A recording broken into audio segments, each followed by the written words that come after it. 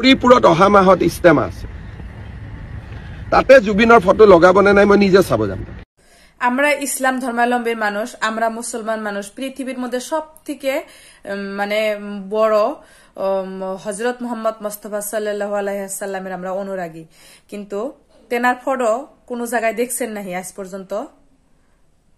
মামাক কইতেছি, কোন জায়গায় দেখছেন যে আমগরে মানে প্রিয় নবী হযরত মুহাম্মদ মুস্তাফা সাল্লাল্লাহু আলাইহি ওয়াসাল্লামের ফটো কোনো মসজিদে কি কোনো মাদ্রাসাতে কি কোনো আলেম ওলামার বাড়িতে দেখছেন নাহি আজ পর্যন্ত?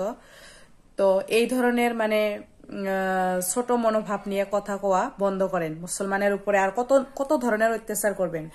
ইস্তেমা যার সবটা ধর্মেরই একটা মানে নিজে কিছুগুলা মানে নীতি নিয়ম থাকে, সেই নীতি নিয়মের মধ্যে দিয়া চইলা সবের সাথে মিলা থাকা লাগে। আমরা জুবিনদার অনুরাগী, এটা আপনাকে আঙ্গর প্রমাণ করার কোনো দরকার নাই। খালি ফটো লাগাইলি যে আমরা প্রকৃত অনুরাগী এটা বুঝায় না।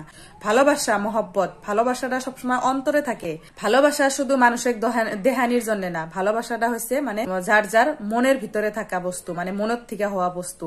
তো আঙ্গরে মানে সব থেকে মানে আমরা যার মানে পৃথিবীর মধ্যে বড় হযরত মুহাম্মদ মুস্তাফা সাল্লাল্লাহু আলাইহি ওয়াসাল্লামের অনুরাগী হয়েও আমরা কিন্তু কোনোদিনও ফটো লাগাই না বা অনুরাগী এটা প্রমাণ করার জন্য কিন্তু আঙ্গরে কোনো ফটোর দরকার পড়ে না। ঠিক ওই রকমই আমরা যে জুবিনদার অনুরাগী এটা প্রমাণ করার জন্য বা আপনাকে মানে সন্তুষ্ট করার জন্য জুবিনদার ফটো লাগানোর আঙ্গর কোনো প্রয়োজন নাই।